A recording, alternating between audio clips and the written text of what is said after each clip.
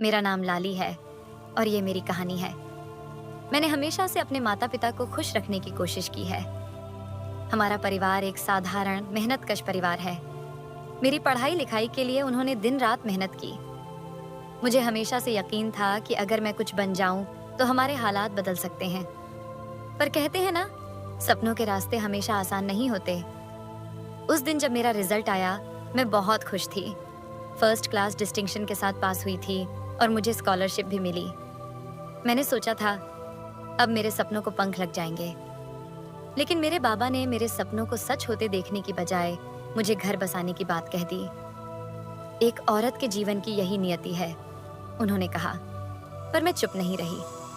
मैंने बाबा से कहा कि मुझे पढ़ाई जारी रखनी है। शुरुआत में बाबा मानने को तैयार नहीं थे, पर मैंने अपने सपनों के लिए लड़ाई लड़ी। मुझे नहीं पता था कि मेरी ये जिद आगे चलकर मेरे लिए कितनी भारी पड़ने वाली है। फिर मेरी जिंदगी में बलवीर ठाकुर यानी बल्ली आया। वो छोटे ठाकुर थे और उनके नजरिए से सब कुछ खरीद लेना आसान था, चाहे वो इंसान की इज्जत ही क्यों ना हो।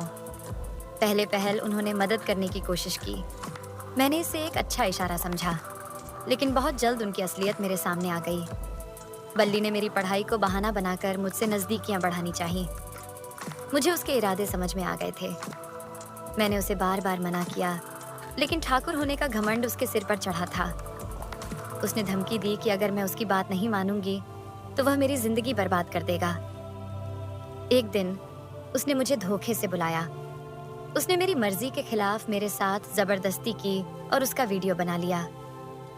मैं असहाय थी। उस वीडियो के जरिए उसने मुझे ब्लैकमेल करना शुरू कर दिया। मैं हर दिन उस खौफनाक मंजर को याद करके कांप उठती थी, लेकिन अपने माता पिता की इज्जत के लिए चुप रही। मुझे समझ नहीं आ रहा था कि क्या करूं। मेरे अपने डर और समाज के तानों के बीच में पिसती जा रही थी। मैंने अपनी सहेली सुगना से बात की। उसने मेरा साथ दिया, लेकिन हमें कोई रास्ता नहीं सूझ रहा था। एक दिन मैंने ठान लिया कि अब और सहन नहीं करूंगी। मैंने पुलिस से संपर्क करने की कोशिश की। वहां एक ईमानदार इंस्पेक्टर मिला जिसने मेरी बात सुनी। उसने मुझे हिम्मत दी और सबूत इकट्ठा करने में मदद की। जब सच्चाई सामने आई तो सबके चेहरे से नकाब उतर गया। बल्ली का घमंड चकनाचूर हो गया। मैंने उस वीडियो को सबके सामने लाकर उसके झूठे इल्जामों का पर्दाफाश किया। लोग पहले मेरी चुप्पी को कमजोरी समझते थे, लेकिन अब मेरी हिम्मत को सलाम कर रहे हैं।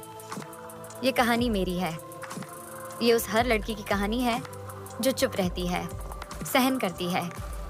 लेकिन मैं ये संदेश देना चाहती हूँ कि कभी भी अपने डर को अपनी ताकत पर हावी मत होने दो। अगर आपको ये कहानी प्रेरणादायक लगी हो तो इसे ज़रूर शेयर करें। हमारे चैनल को सब्सक्राइब करें और अपनी राय कमेंट्स में लिखें। साथ ही अगर आप ऐसी और कहानियाँ सुनना चाहते हैं तो हमारे साथ बने रहें। आपका एक शेयर किसी और को हिम्मत दे सकता है।